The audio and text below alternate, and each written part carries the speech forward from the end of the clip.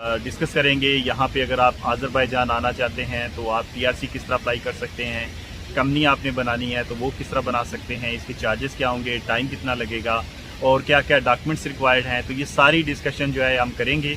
जी, मेरा नाम जॉर्डन है। मैं मोस्टली जॉर्जिया में रहता हूँ, तो मेरी टूरिज़्म कंपनी वहाँ पर भी है, अज़रबैजान में भी है और मियां में भी है। मैं तीनों कंट्रियों में टूरिज़्म का काम करता हूँ। That's great, that's great. तो अब मैं भाई को बताऊँगा कि यहाँ पर टीआरसी कैसे अप्लाई करते हैं। Very good. यहाँ पर टीआरसी का बहुत ईजी वे है, ज़्यादा डिफ़िकल्ट नहीं है, कुछ हेडेक नहीं है किसी चीज़ की भी। जैसे कि हमें यहाँ पर वीज़ा मिलता है 30 दिन का, लेकिन हम 30 दिन नहीं रह सकते यहाँ पर। हम मैक्सिमम 15 दिन रह सकते हैं। उस 15 दिन से पहले हमें जिस होटल में आप रह रहे हो वो आपका एक पेपर इशू करेंगे, ठीक है, जिसके वो होते हैं एक्सटेंशन। एक्सटेंशन होगी आपकी 15 दिन और बढ़ जाएंगे, ठीक है। अगर आपका नहीं करते तो आपको वो फाइन पड़ेगा। फाइन पड़ता है 301 मनाद। अच्छा, तो यानी अगर वो रजिस्ट्रेशन नहीं कराते तो जी, 300 मनाद, 301 मनाद पड़ेगा फाइन। अच्छा, ठीक। तो अगर आप टीआरसी अप्लाई करना चाहते हो तो टीआरसी के लिए आपको पहले कंपनी ओपन करनी पड़ेगी। ठीक, कंपनी जैसे आप ओपन करेगा उसके वर्किंग डेज है 2 दिन है। ठीक है।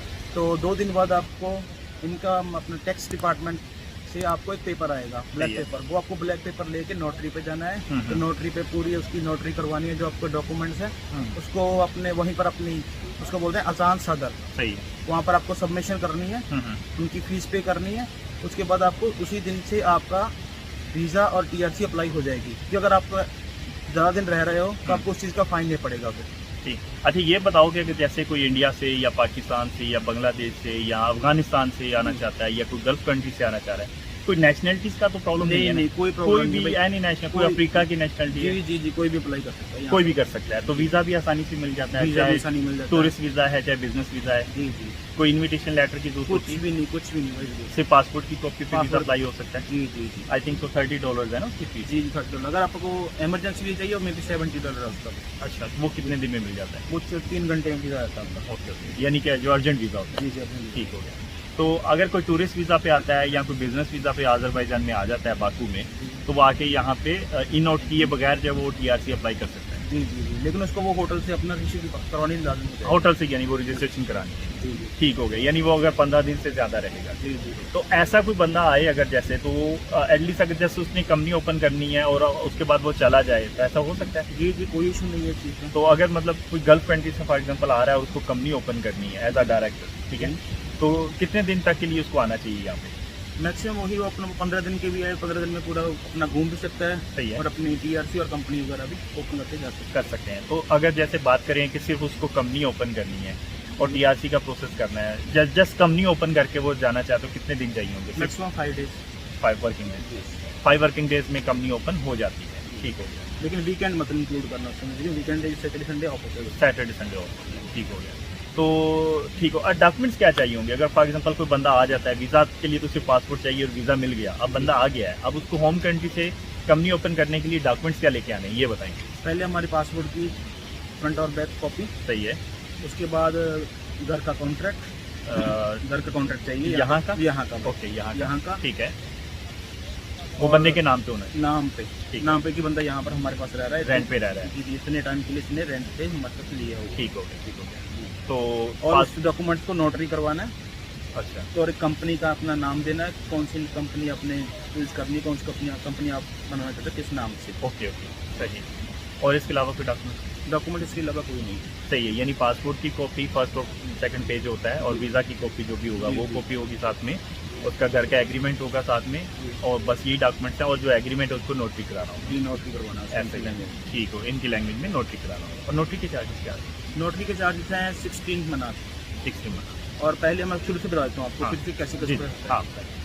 जब पहले हम टीआरसी अप्लाई करनी है तो हमें वहाँ पर बैंक में जाएंगे। सही है। तो पहले पूरे डॉक्यूमेंट चेक करवाएंगे हमको। ओके। क्योंकि ये डॉक्यूमेंट में फॉल्ट को नाम ऊपर नीचे होता है, वो चेक करते हैं अच्छे से। चेक करने के बाद फिर आपको अच्छे से बताते हैं कि आपके डॉक्यूमेंट सही है, अब जाकर आप नोटरी करवा सकते हो। ठीक। अगर आपकी वहाँ से नोटरी नहीं होती, आसान से आसान नंबर 1 बोला जाता है उस प्लेस को, अगर वहाँ से नहीं होती तो आप एक नोटरी की और प्लेस बने नोटरी सर्विस 1, आप वहाँ जाके करवा सकते हो। तो वो लेंगे 16 मनात। ओके।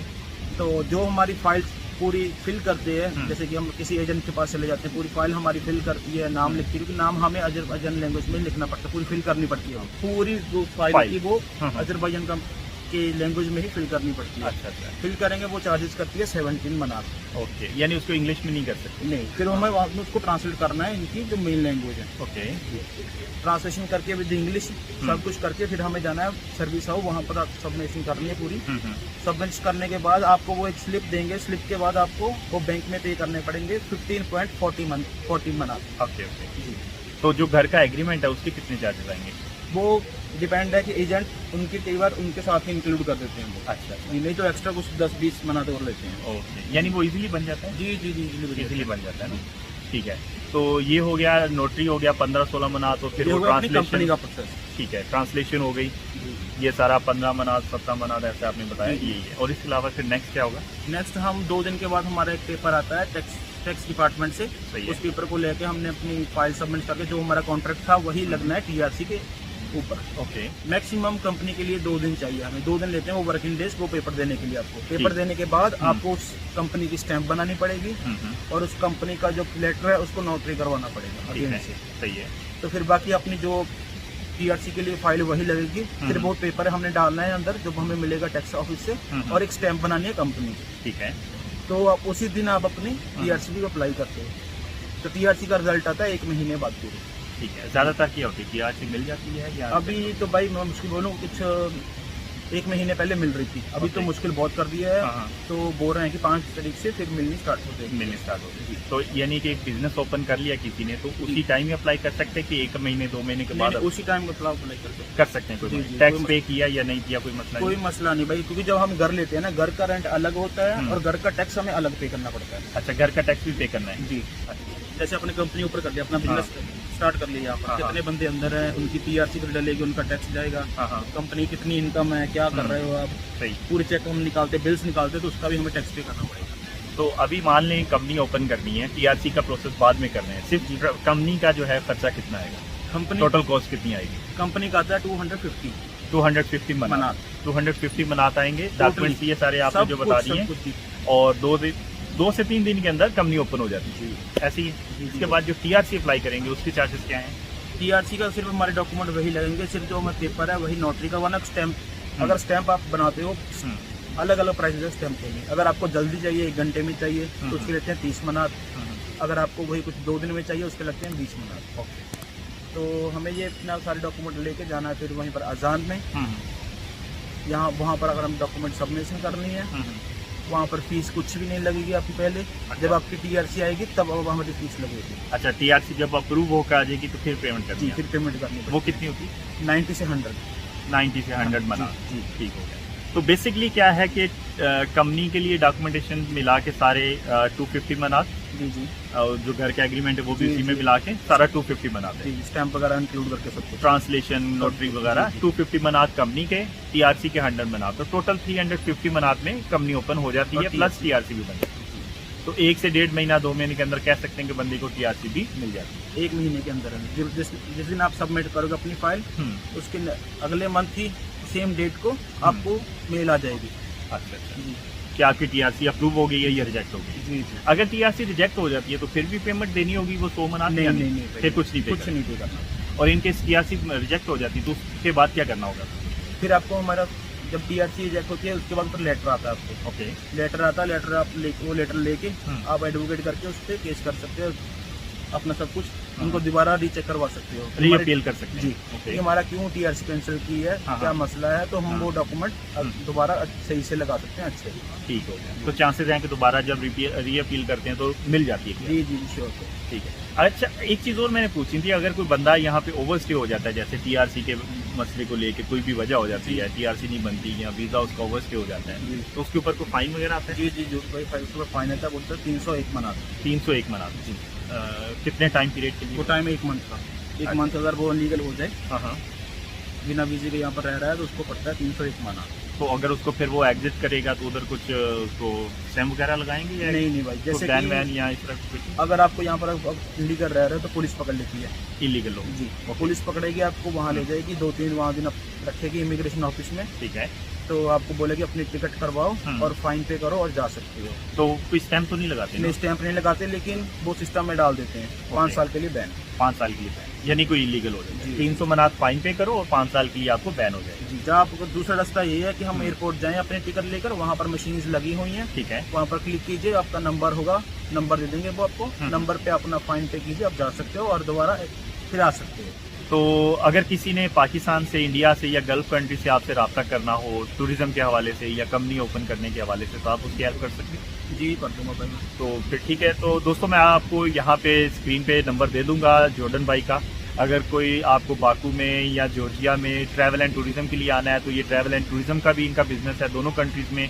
तो या कोई बिजनेस ओपन करना है तो आप इनसे कॉन्टैक्ट कर सकते हैं या आपकी उसमें हेल्प आउट करेंगे ही। इनकी जो करेंसी है बहुत हाई है।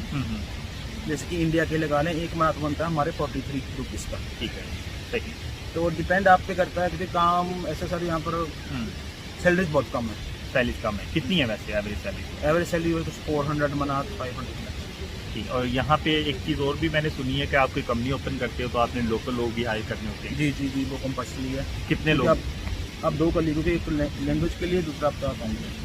ओके, तो एक लैंग्वेज के लिए और एक अकाउंटेंट। तो मिनिमम 2 बंदे आपने हायर जी जी, 2 बंदे। जैसे आपने कोई ग्रोसरी स्टोर ओपन कर लिया है या कोई आपने रेस्टोरेंट ओपन कर लिया है, तो 2 लोग आपने हायर करने हैं। मिनिमम 300 से 400 मनात आपने उनकी सैलरी देनी है। ये फिक्स होती है कुछ? नहीं, फिक्स होती है इनकी। अच्छा। अगर हम डेली का देना है तो डेली का दे सकते हैं, क्योंकि यहाँ पर कोई इंडियन स्टोर भी नहीं है। अच्छा। यहाँ पर इंडियन हमारे स्पाइसेस वगैरह और आटा वगैरह नहीं मिलता। ओके, बहुत मुश्किल से मिलता है यहाँ। हाँ, तो यानी ये बिजनेस यहाँ किया जा सकता है। जी जी जी, हाँ सही। तो यानी इंडिया से पाकिस्तान से सामान लाओ और इधर ये चीज़ें बेचो। बहुत भाई बहुत, ये लोग इंडियन अपना पाकिस्तानी फूड खाते हैं बहुत है। हाँ हाँ, ठीक हो गया। तो यानी कि 2 बंदे आपने हायर कर लिए। अकाउंटेंट की भी सैलरी वही रहेगी? अकाउंटेंट की भी सैलरी वही रहती है। अकाउंटेंट की होती है मैक्सिमम 300, क्योंकि उसने कभी कभी काम करना है, डेली नहीं करना। जो पर्सन हमारा एक बंदा हमारे साथ रहेगा, वो डेली हमारे साथ रहेगा, काम पे भी रहेगा, सब कुछ देखेगा। कोई भी काम यानी आप उसको बोल सकते हैं। जी जी। वैसे इनका एटीट्यूड वगैरह कैसा होता है? लोग अच्छे हैं, लेकिन थोड़ी इनको इंग्लिश की प्रॉब्लम है, इंग्लिश कम आती है, बोलते हैं, लेकिन फिर भी कुछ ऐसे एक्शन बोल देते हैं कि समझ नहीं आता। अच्छा। Same like Georgia. सही, ठीक हुआ, वो तो जाहिर सी बात। तो अगर किसी ने यहाँ लैंग्वेज सीखनी हो तो क्या वो मतलब आसान है ये सीखना, जो आज़मी लैंग्वेज जो है तो सही, लेकिन मोस्टली जो इनके वर्ड्स हैं वो हमारे उर्दू से और पंजाबी से मिलते हैं। अच्छा। जैसे कीमत। ओके, कीमत। हाँ, कीमत हो गया। हाँ हाँ। और वो अपना तमाम मैंने सुना है। जी, खत्म मतलब ये। हाँ, तमाम बहुत बोलते हैं ये लोग। हाँ, और कई इसके हाँ 30% लैंग्वेज हमारी उर्दू से मिलती है। सही। यानी अगर बंदा कोशिश करे तो क्या लगता है कि 5-6 महीनों में या साल में बंदा? मैंने भाई जॉर्जियन सीखी है, 6 महीने में सीखी थी। अच्छा जॉर्डन भाई, एक चीज़ और बताओ कि यहाँ जैसे लोग आते हैं TRC अप्लाई करते हैं, फिर आगे यहाँ से यूरोप या अमेरिका के लिए जाते हैं, तो ये थोड़ा बताओ कि ये क्या आसान है यहाँ से आगे? आपने अच्छी बात पूछी है, क्योंकि यहाँ पर मोस्टली TRC आपके पास होनी चाहिए, और प्लस आप रेगुलर अपना टैक्स पे कीजिए। ठीक है। अगर आप 3-4 महीने टैक्स पे कर रहे हो यहाँ पर अजरबैजान में रह के, तो आप इजीली वीज़ा ले सकते हो यूरोप का। मिल जाता है? ठीक है। यूरोप की किसी भी कंट्री का या कोई शेंजन वीज़ा आपको इजीली मिल जाएगा? इजीली मिल जाता है। कितनी कॉस्ट आ जाती है फिर वो वीज़ा वगैरह की यहाँ पे? ये तो वही अपनी वही फीस रहेगी, बस फाइल के जो लगेंगे एजेंट्स लेंगे वही होगा उनका। जो फाइल बनाने की। जी जी जी। बाकी रहना भी यहाँ पर ठीक है, लेकिन खाना पीना भी थोड़ा ठीक ही है थोड़ी। बाकी कंट्री से एक्सपेंसिव है, क्योंकि इनकी करेंसी थोड़ी हाई है। ठीक है। तो अगर फॉर एग्जांपल अगर यहाँ पे अकेला बंदा आके रहता है तो उसका कितना मंथली कॉस्ट रहेगी? अकेला बंदा अगर घर भी लेता है, यहाँ पर 1 बेडरूम लेता है, तो उसको मिलेगा कुछ $200 के करीब मिल जाएगा 1 बेडरूम। $200 जी, इंक्लूडिंग इलेक्ट्रिसिटी वाटर? नहीं भाई, वो सब $200 वो पे करना पड़ेगा। अलग से ऑनर का होता है भी टैक्स, तुम्हें इतना पे करना है, वो अलग से होता है। ठीक है। तो एवरेज कितना बन जाएगा? यूटिलिटी वगैरह सारी, पानी बिजली का बिल होता है, अगर खाने पीने का भी हम इंक्लूड करें तो $500 मैक्सिमम बहुत अच्छा है। तो अगर कोई बंदा यहाँ कंपनी या बिजनेस ओपन कर लेता है तो क्या इतनी है अर्निंग का मतलब अपने आप को या फैमिली को बाद में मैनेज कर सकते हैं यहाँ पे? श्योर भाई, मैं भी इंडिया से आया था 5-6 साल पहले। सही। जॉर्जिया में रिवा मैंने टूरिज्म का काम किया। अभी अच्छी इनकम है, सब कुछ अच्छा बना हुआ है यहाँ पर। अपना सब कुछ सेविंग हो जाती है, सेविंग अच्छी हो जाती है। सही। तो अगर कोई कंपनी ओपन करके अपने होम कंट्री से किसी को एज अ एम्प्लॉय बुलाना चाहता है, किसी को जॉब देना चाहता है, तो वो कर सकते हैं हम? जॉब वही, फिर भाई सैलरी फिर वही रहेगी 300-400 मना। अच्छा, यानी लेकिन किसी को वीज़ा पे बुलाना चाहते हैं, वर्क परमिट पे, तो बुला सकते हैं? वर्क परमिट ऐसे नहीं इशू होता भाई यहाँ पर। अच्छा। लेकिन हाँ, बंदा टूरिस्ट पे आ सकता है, जब बिजनेस लिए जा सकता है, उसको आप कन्वर्ट कर सकते हो। अच्छा, ऐसे कर सकते हैं। ठीक है, वो आसानी से हो जाता है? आसानी से। उसमें कोई चार्जेस वगैरह होते हैं? सेम टीयर वो कंपनी वाला। अच्छा, वही 200-300 बना जो भी। जी, ठीक हो गया।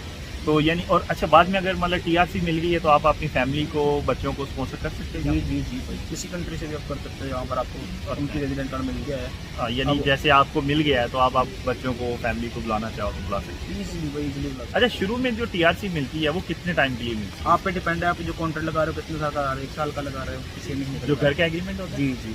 अच्छा, ठीक हो। तो घर का एग्रीमेंट अगर किसी ने 1 साल का लिया हुआ है तो फिर जो टीआरसी है वो भी 1 साल की मिले। जी।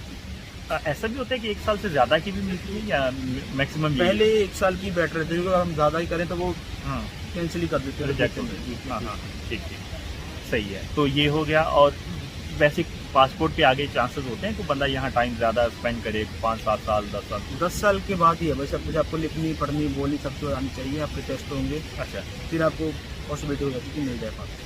चलें जी दोस्तों, thank you very much for watching the video काफ़ी लंबी हो रही है, बातें काफ़ी अभी और भी डिस्कस करने वाली हैं, लेकिन वीडियो लंबी होगी तो फिर आप लोग भी बोर हो जाएंगे। तो thank you very much Jordan भाई, आपका आपने टाइम दिया। और गाइज़ कोई भी आपका क्वेश्चन हो, आपको कोई चीज़ पूछनी हो, आप कमेंट्स में पूछ सकते हैं।